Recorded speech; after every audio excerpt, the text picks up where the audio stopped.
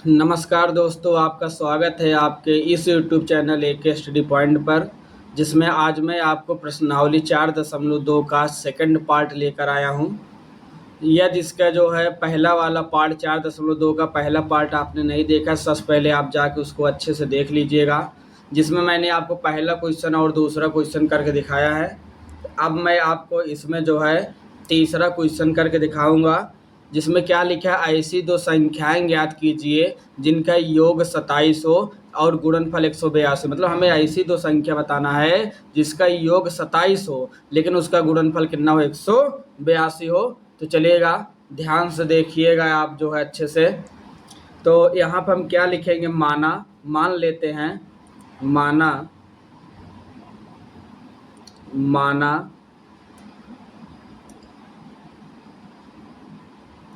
माना पहली संख्या। देखिए दो संख्या बोला है, तो मान लेते जो हमारी पहली संख्या है, माना पहली संख्या हम क्या मान लेते हैं, यक्स मान लेते हैं। तो हमारी देखिएगा दूसरी संख्या क्या बनेगा, तो हमारी जो दूसरी संख्या होगा, तो बोला है कि दो संख्याओं का योग 27 है। अगर पहली संख्या यक्स होगा तो दूसरी संख्या कितना होगा, दूसरी संख्या होगा 27 माइनस यक्स होगा। जो हमारी दूसरी वाली संख्या हो क्या होगा, 27 माइनस यक्स। देखिए जैसे अगर दो संख्या है, दोनों मिला के अगर आपका देखिए 27 है, तो अगर यक्स मान ली दूसरी संख्या क्या हो जाएगा, 27 माइनस एक्स। मतलब अगर जो 27 है उसमें अगर हम पहली संख्या क्या करेंगे, अगर हम घटा देते हैं तो हमें क्या मिल जाएगा, दूसरी संख्या मिल जाएगा। तो चलिएगा, तो यहाँ से हमने पहली संख्या को यक्स मान लिया और दूसरी संख्या क्या मान ली है, 27 माइनस एक्स। अब क्वेश्चन बोला है कि इनका जो गुणनफल हो किसका कितना हो, 182 हो। तो यहाँ पे लिखेंगे अकॉर्डिंग टू क्वेश्चन पहली संख्या और दूसरी संख्या जो दोनों का गुणनफल है किसके बराबर है, 182 के बराबर है। तो यहाँ गुणा करें, 27 का यक्स में गुणा करेंगे तो 27 एक्स आएगा, यक्स का यक्स में गुणा करेंगे एक्स स्क्वायर आएगा, बराबर क्या होगा 182। तो यहाँ पर हो जाएगा माइनस एक्स स्क्वायर धन 27 एक्स। देखिए प्लस है, पक्षांतर होगा माइनस 182 बराबर 0 हो जाएगा। पहला वाला जो एक्स स्क्वायर होता है इसमें आपका माइनस नहीं होना चाहिए, अगर माइनस है तो माइनस हम कॉमन ले लेंगे, तो माइनस कॉमन ले लेंगे तो यहाँ देखिए एक्स स्क्वायर बचेगा, तो हो जाएगा प्लस माइनस माइनस हो गया, तो माइनस 27 एक्स हो जाएगा। तो माइनस माइनस क्या हो गया, प्लस, तो प्लस 182 किसके बराबर हो गया, 0 बराबर हो गया। अब माइनस पक्षांतर हो 0 हो जाएगा, तो एक्स स्क्वायर माइनस 27 एक्स धन 182 किसके बराबर हो, 0 बराबर हो जाएगा। तो अब हम क्या करते हैं, यहाँ पे इनका गुणनखंड करते हैं। तो देखिएगा सवाल क्या है, गुणा करने पर 27 आना चाहिए, जोड़ने घटाने पर क्या आना चाहिए, 182 आना चाहिए। तो हम क्या करेंगे कि अगर हम 13 में 14 जोड़ देंगे 27 हो जाएगा, और 13 के 14 में गुणा करेंगे क्या हो जाएगा 182। तो यहाँ पे हम क्या लिखेंगे, एक्स स्क्वायर माइनस, जहाँ पे आपका 27 है यहाँ पे लिख देंगे 13 धन 14, और 13 में जैसे हम 14 को जोड़ेंगे तो जोड़ने पे 182 जोड़ने पे 27 हमें प्राप्त हो जाएगा, और गुणा करने पे क्या हो जाएगा 182। अब हम इस ब्रैकेट को ओपन करते थे, आपका हो जाएगा एक्स स्क्वायर माइनस, ये हो गया 13x प्लस माइनस माइनस, ये हो जाएगा 14x प्लस 182 किसके बराबर हो जाएगा, 0 के बराबर हो जाएगा। यहाँ पे x कॉमन ले लेंगे तो x माइनस 13 आ जाएगा, यहाँ पे माइनस 14 कॉमन ले लेंगे तो x हो जाएगा, प्लस माइनस माइनस हो गया, 14 भाग देंगे, 14 एक कम 14, 18 में 14 के बच्चा 4, 42, 14 तिरिक 42 बराबर 0 हो गया। एक्स माइनस 13 देखिए यहाँ भी लिखा है, एक्स माइनस 13 यहाँ भी लिखा है, तो ब्रैकेट में कॉमन ले लेते हैं। तो एक्स माइनस 13 अगर आप कॉमन ले लोगे तो देखो यहाँ से बच्चा एक्स और यहाँ से बच्चा माइनस 14 किसके बराबर हो गए, 0 बराबर हो गया। अलग अलग 0 बराबर कर लो, तो एक्स माइनस 13 बराबर 0, तो एक्स बराबर क्या आ गया, 13 आ गया। और दूसरी जो है एक्स माइनस 14 बराबर 0, तो एक्स बराबर क्या आ गया, 14 आ गया। अब हमारा बोला था ऐसी दो संख्याएं याद की, यहाँ नीचे हम क्या लिखेंगे, अतः दोनों दोनों संख्याएं, तो देखिए पहली संख्या यक्स माने थे, अगर हम यक्स को 13 मान लेते हैं तो दूसरी संख्या क्या है हमारा 27 माने से, 27 में 13 घटाएंगे क्या आ जाएगा 14। तो अतः दोनों संख्याएं क्या आ गई 13, 14। तो उम्मीद है आपको समझ में आया होगा। तो चलिएगा अब इसका नेक्स्ट क्वेश्चन देखते हैं। अगला जो है देखिए क्या लिखा है हमसे, हमारे सामने सवाल क्या है, सवाल दिया है आपका कि दो क्रमागत धनात्मक पूर्णांक ज्ञात कीजिए जिनके वर्गों का योग 365 हो। मतलब हमें दो बताना है, वो भी क्रमागत। क्रमागत मतलब होता है जो क्रम से आना, क्रम से नंबर आया। जैसे आपका 1 है, 1 के बाद 2 आ रहा है, 2 के बाद 3 आ रहा है, 3 के बाद देखिए 4 आ रहा है। ये नंबर हमारे कैसे नंबर है, क्रम से आ रहे हैं। तो बोला है दो क्रमागत धनात्मक पूर्णांक बताइए जिनके वर्गों का योग, मतलब इनका जब हम वर्ग कर दें तो वर्गों का योग कितना हो जाए 365 हो जाए। तो चलिएगा हम मान लेते हैं। अच्छा क्रमागत संख्या अगर हम जैसे पहली संख्या अगर हम यक्स मानते हैं तो अगली संख्या क्या बनेगा, यक्स प्लस 1 बने। देखिए कैसे, देखिए 1 है तो 1 से अगली संख्या 2 है, तो 1 में हम क्या ऐड कर दें जो है तो हमें 2 मिल जाए। तो आप कहोगे 1 में 1 ऐड कर दो 2 मिल जाए। अब 2 में ऐड क्या ऐड कर दो 3 मिल जाए, तो आप कहोगे 1 ऐड कर दो 3 मिल जाए। 3 से अगला अंक आता है 4, क्या जोड़ो 4 मिल जाए 1। मतलब किसी भी संख्या में जब क्रमागत संख्या बोले तो अगली संख्या पाने के लिए उसमें 1 जोड़ने से नई संख्या अगली मिल जाता क्रमागत। इसी प्रकार अगर हम पहली संख्या को यक्स मानेंगे तो अगली संख्या हमारी क्या हो जाएगा, यक्स प्लस क्या हो जाएगा 1 हो जाएगा। तो देखिएगा अब आपको उम्मीद है ये वाली हमारी इतनी बातें आपको समझ में आ गई। अब हम चलते हैं यहाँ पे देखिएगा, माना दो क्रमागत, माना दो क्रमागत धनात्मक पूर्णांक, माना दो क्रमागत धनात्मक पूर्णांक। क्या मानेंगे, मान लेते हैं जो हमारा क्रमागत जो धनात्मक पूर्णांक है, पहला वाला क्या मान लेते हैं यक्स मान लेते हैं और दूसरा वाला क्या मान लेते हैं यक्स प्लस 1। अब देखिएगा अकॉर्डिंग टू क्वेश्चन क्या कह रहा है कि दो क्रमागत धनात्मक पूर्णांक ज्ञात करना है, लेकिन जिनके वर्गों का योग 365 है। इनका योग नहीं बोला है, इनके वर्गों का योग। तो पहली संख्या यक्स है तो ये पहला क्या हो जाएगा यक्स का स्क्वायर, दूसरा क्या है यक्स प्लस 1 है इनका स्क्वायर। तो इनका जो वर्ग हमने किया तो इनके वर्गों का योग किसके बराबर दिया है 365 के बराबर दिए थे। किसके बराबर हो गया 365। तो आपका क्या हो गया x square plus A plus B whole square क्या होता है A square plus 2ab plus B, 1 का स्क्वायर 1 ही होगा, बराबर आ गया 365 आ गया। यक्स स्क्वायर जोड़ोगे तो 2x स्क्वायर आएगा प्लस 2x प्लस 1 हो गया। 365 प्लस में है, अब जब पक्षांतर करोगे तो माइनस 365 हो जाएगा और ये किसके बराबर हो जाएगा 0 बराबर हो जाएगा। अब देखेंगे यहाँ पे आया 2x स्क्वायर प्लस 2x आया, 365 में घटाओगे तो माइनस 364 बराबर 0 आ गया। अब हम अगर यहाँ पे दो कामन लेते हैं तो यहाँ पे x square plus x minus, देखो दो कामन लेंगे तो 18 दूनी 36, 2 दूना 4 बराबर 0। अब दो पक्षांतर हो के 0 हो जाएगा तो x square plus x minus 182 किसके बराबर हो गए 0 बराबर हो गया। अब अगर आप ध्यान से देखिएगा तो हमें गुणनखंड करना है, गुणा करने पे 182 आना चाहिए, जोड़ने घटाने पे। अभी जस्ट इसके पहले वाले सवाल मैंने आपको बताया था, जस्ट इसके पहले वाला सवाल देखिए यहाँ भी गुणा करने पे 182 आना चाहिए था और जोड़ने घटाने पे 27 आना चाहिए था। तो यहाँ पर हमने देखो 13 में 14 जोड़ा था तो 27 आ गया और गुणा करने पे 182। अब हमें जोड़ने घटाने पे 1 चाहिए तो हम क्या करेंगे, जो है हमें जब 1 चाहिए तो हम क्या करेंगे, यहाँ पे जहाँ 13 माइनस 14 करते वहाँ 14 में हम 13 घटाएंगे, जब 14 में 13 घटाएंगे 1 आ जाएगा और 14 13 में कितना हो जाएगा 182। तो वहीं जहाँ पे हम प्लस कर रहे थे प्यारे भैया वहाँ पे हम क्या कर देंगे माइनस कर देंगे। तो 14 माइनस 13 करेंगे तो 14 में जब हम 13 घटाएंगे तो 1 आ जाएगा और जो है जब 13 में 14 में 13 गुणा का 182 हो जाएगा। तो ये आपका क्या हो गया एक्स स्क्वायर प्लस 14 का एक्स में गुणा हो 14x आया प्लस माइनस माइनस 13x हो गया माइनस 182 बराबर 0 हो गया। यहाँ पर अगर हम x कामन लेते हैं तो x धन 14 बचेगा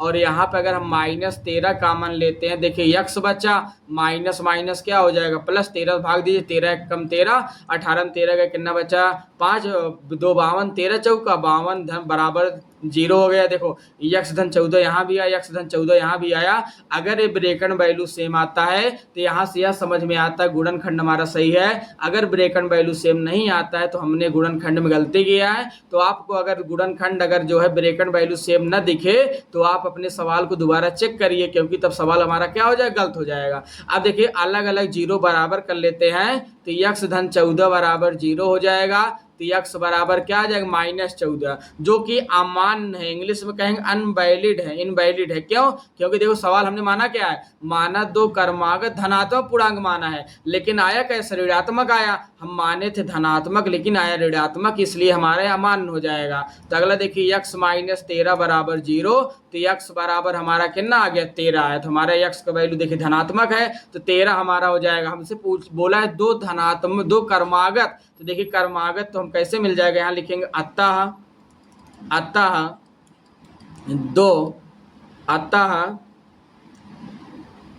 दो क्रमागत, अतः दो क्रमागत धनात्मक पूर्णांक, दो धनात्मक पूर्णांक। देखिएगा हमने क्या माना था, यक्स कामा यक्स प्लस 1 माना था। तो यक्स हमारा कितना है 14, पहला 13 मिल गया, फिर क्या यक्स प्लस 1, तो जब 13 में 1 जोड़ें क्या आ जाएगा 14, तो 13 कामा 14 हमारा क्या होगा, आंसर होगा। तो उम्मीद है आपको समझ में आया होगा।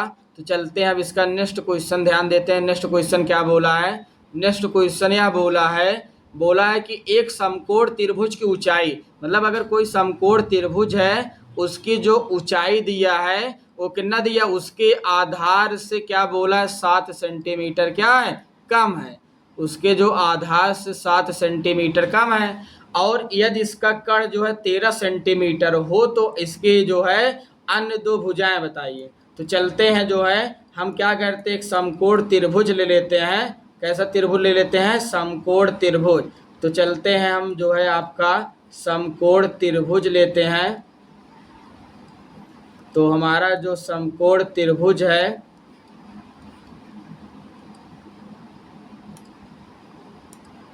तो देखिएगा समकोण त्रिभुज हम बनाते हैं। देखिएगा ए आपका हो गए, रेखा हो गए, एक आपका ए हो गया,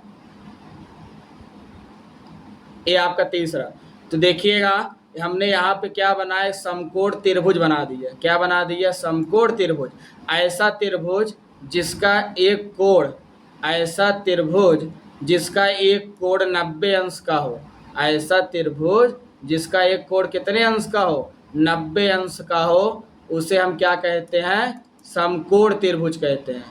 ऐसा त्रिभुज जिसका एक कोण कितने अंश का हो, 90 अंश का हो, उसे हम क्या कहते हैं, समकोण त्रिभुज। ये हमारा समकोण त्रिभुज हो गया। अब ध्यान सुनिएगा क्या बोला, एक समकोण त्रिभुज की ऊंचाई इसके आधार से 7 सेंटीमीटर का मतलब है जो हमारा ऊंचाई दिया है इसके आधार से कम है। कितना कम है, 7 सेंटीमीटर। तो इसके आधार को अगर हम यक्स मान लेते हैं तो ऊंचाई हमारा कितना हो जाएगा, यक्स -7, क्योंकि उसने ये बोला कि इसकी जो ऊंचाई है इसके आधार से 7 सेंटीमीटर का। कितना कम है नहीं बताया है, लेकिन जितना भी होगा उससे 7 कम है। तो मैंने मान लिया, यहाँ पर हम क्या लिखेंगे, माना जो है त्रिभुज की आधार, माना जो त्रिभुज है इसकी जो आधार है, त्रिभुज की आधार वाली भुजा को यक्स मान लेते हैं। तो अगर हम यक्स मानेंगे तो ऊंचाई हमारा कितना हो जाएगा, यक्स -7 हो जाएगा। ये बातें हो गई। अब 7 सेंटीमीटर इतना हो जाएगा। अब देखिए बोला यदि इसका कर्ण 13 सेंटीमीटर, आपका जो कर्ण दिया है कई सेंटीमीटर दिया, 13 सेंटीमीटर दिया है। अब हमसे बोला क्या है, तो इसकी अन्य दो भुजाएं बताइए। तो देखिएगा ये त्रिभुज का नाम लिख लेते हैं। ए आपका त्रिभुज रहा ए रहा आपका त्रिभुज बी, और ए रहा आपका त्रिभुज सी। एक बार दोबारा पूरा सुन लीजिए। बोला था एक समकोण त्रिभुज, तो सबसे पहले हमने जो है क्या किया, समकोण त्रिभुज ABC बनाया। ऐसा त्रिभुज जिसका एक कोण 90 अंश का हो उसे समकोण त्रिभुज कहते हैं। फिर हमसे क्या बोला, इसकी ऊंचाई इसके आधार से 7 सेंटीमीटर कम है, तो इसकी जो ऊंचाई है इसके आधार से 7 कम है। तो हमने मान लिया, माना त्रिभुज की जो आधार है यक्स मान लेंगे तो ऊंचाई उससे 7 कम, तो आधार यक्स -7 हो जाएगा, 7 कम हो गया। और दिया है कर्ण 13 सेंटीमीटर हो, तो अन्य दो भुजाएं, मतलब ये तो 13 बता ही दिया, ये दोनों भुजा हमसे पूछा है। तो अब हम यहाँ पे क्या लगाते हैं, पाइथागोरस प्रमेय। हम क्या लगाएंगे, पाइथागोरस प्रमेय, क्योंकि आप जानते हैं समकोण त्रिभुज में क्या लगता है, पाइथागोरस प्रमेय। तो हम यहाँ पे लगाएंगे पाइथागोरस प्रमेय से। और पाइथागोरस प्रमेय होता क्या है आपको पता होना चाहिए। तो पाइथागोरस प्रमेय होता है कड़ का स्क्वायर बराबर लंब का स्क्वायर प्लस आधार का स्क्वायर। ये आपका पाइथागोरस प्रमेय क्या होता है, कड़ का स्क्वायर बराबर लंब का स्क्वायर प्लस आधार का स्क्वायर। और ये तभी यूज कर सकते हो पाइथागोरस प्रमेय का जब समकोण त्रिभुज हो, बाकी किसी भी त्रिभुज में आप इसको नहीं लगा सकते। अब देखिए कड़ क्या होता है, इंग्लिश कहते हैं हाइपोटेनियस, लंब को कहते हैं परपेंडिकुलर और आधार कहते हैं बेस। ये जो 90 अंश के सामने वाली जो भुजा होता है इसको हम कहते हैं कड़ कहते हैं, और ये जो नीचे आपका होता है ये आपका क्या होता है, आधार होता है, और जो लंबवत होता है इसे आपका ये क्या कहलाता है, हमारा लंब कहलाता है। तो देखेंगे क्या लिखा है, कड़ का स्क्वायर, कड़ का वैल्यू कितना दिया है 13, तो हो जाएगा 13 का स्क्वायर बराबर लंब, लंब कितना दिया है x माइनस 7, x माइनस 7 का स्क्वायर हो गया प्लस आधार, आधार कितना है x, तो आपका x का स्क्वायर हो गया। 13 का स्क्वायर 169 होता है, ए माइनस बी होल स्क्वायर लगाएंगे क्या हो जाएगा, ए स्क्वायर माइनस 2ab। तो देखो 2 इंटू ए एक वैल्यू x है, बी का वैल्यू कितना 7, 2ab हो गया प्लस बी स्क्वायर, तो यहाँ हो जाएगा 7 का स्क्वायर प्लस x स्क्वायर हो गया। तो यहाँ पे 169 बराबर क्या आया, x स्क्वायर माइनस 7 दूनी 14x हो गया प्लस 7 के स्क्वायर 49 प्लस x स्क्वायर हो गया। अब देखेंगे जो है आपका x स्क्वायर जोड़े, इसको इधर लिख लेते हैं, 2x स्क्वायर हो गया माइनस 14x हो गया धन 49 हो गया। देखिए ये आपका उधर लिखेंगे तो बराबर 169 हो जाएगा, पक्षांतर करोगे 2x square minus 14x plus 49, पक्षांतर होगा तो माइनस 149 बराबर क्या हो जाएगा, 0 हो जाएगा।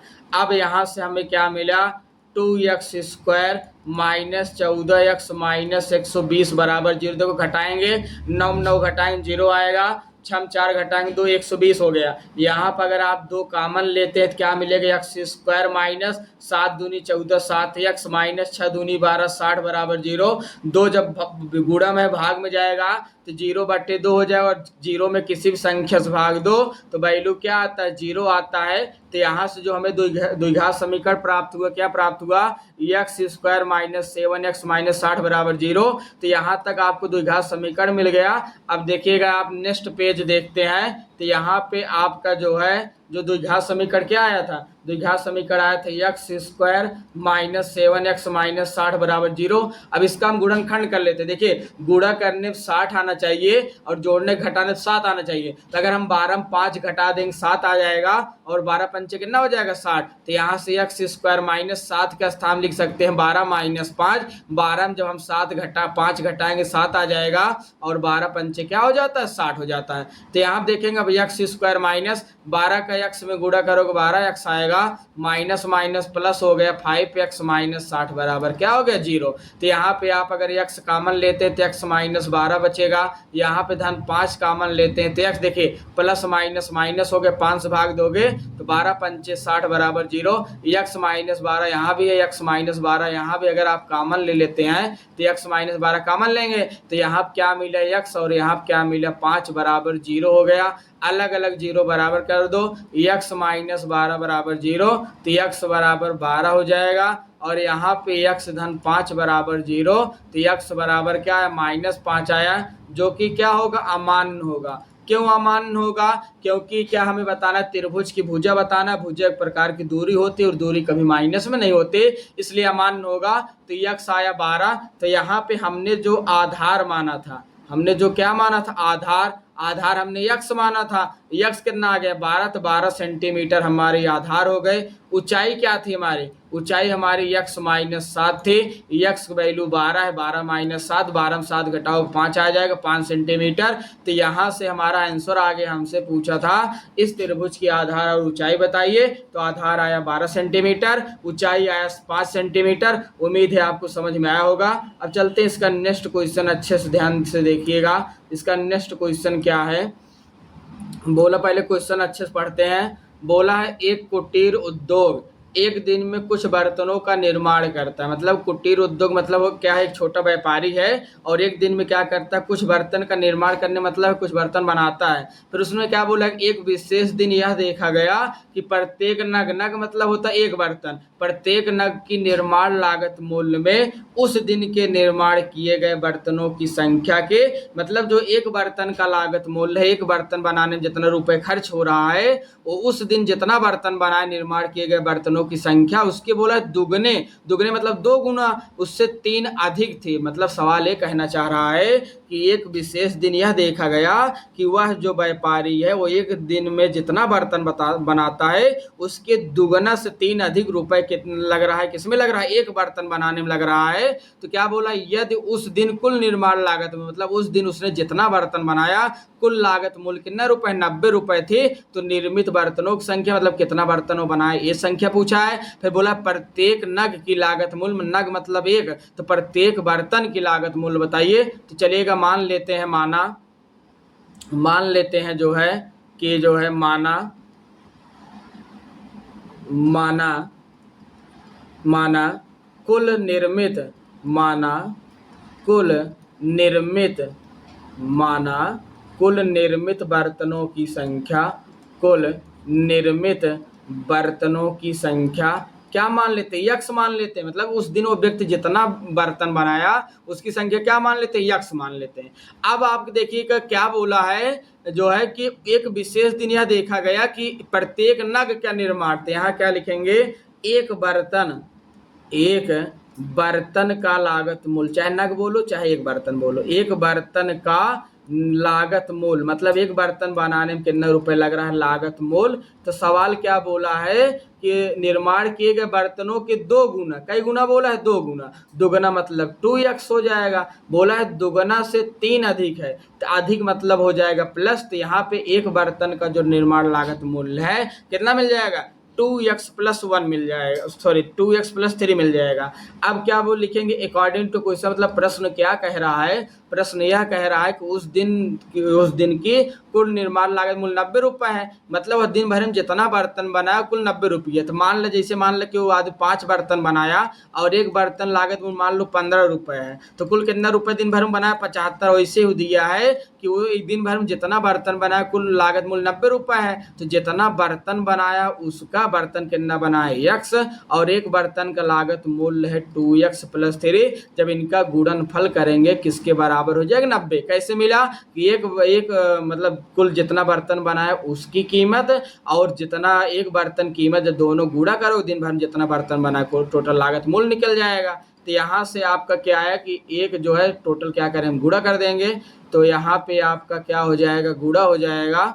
तो देखेंगे अब हमारा यहाँ पे 2x का x में गुणा करोगे 2x² आ जाएगा, 3 का x में गुणा करो 3x - 90 बराबर क्या आ गया, 0। ये द्विघात समीकरण बन तैयार है।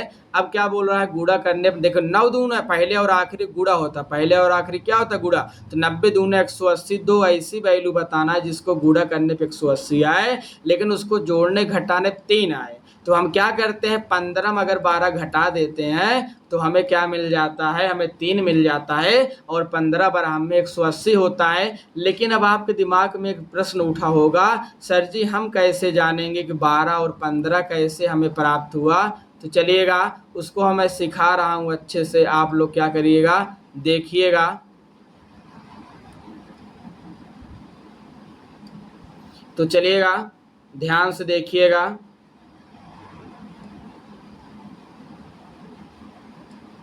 चलिए तो हम क्या करते हैं, 180 का गुणनखंड करते हैं। किसका गुणनखंड करते हैं, 180। जितना गुणा करके लाना उसका गुणनखंड कर दो, इसी में उत्तर छुपा रहता है। तो देखो जब 2 से काटोगे तो 9 दूनी 18, 90 हो जाएगा। फिर 2 से काटोगे तो 45 दूना 90 हो जाएगा। फिर आप जो है 3 से काटोगे तो 15 तिरिक 45 हो गया। फिर 3 से काटोगे तो 3 पचे 15 हो गया।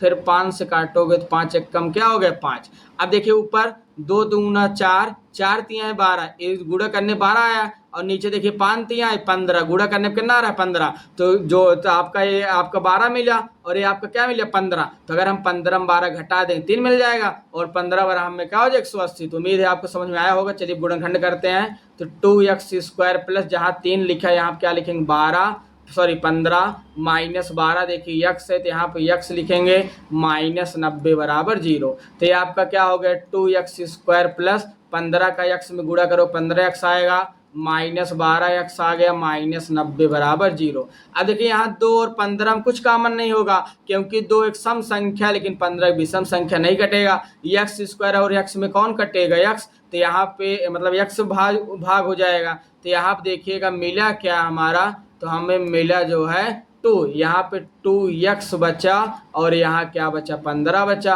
अब देखिए यहाँ माइनस से माइनस लगा लो, 12 और 90 में क्या कॉमन होगा 6 कॉमन होगा। तो देखिए 6 दूनी 12 माइनस माइनस प्लस हो जाएगा और 15 छक्का 90 बराबर 0।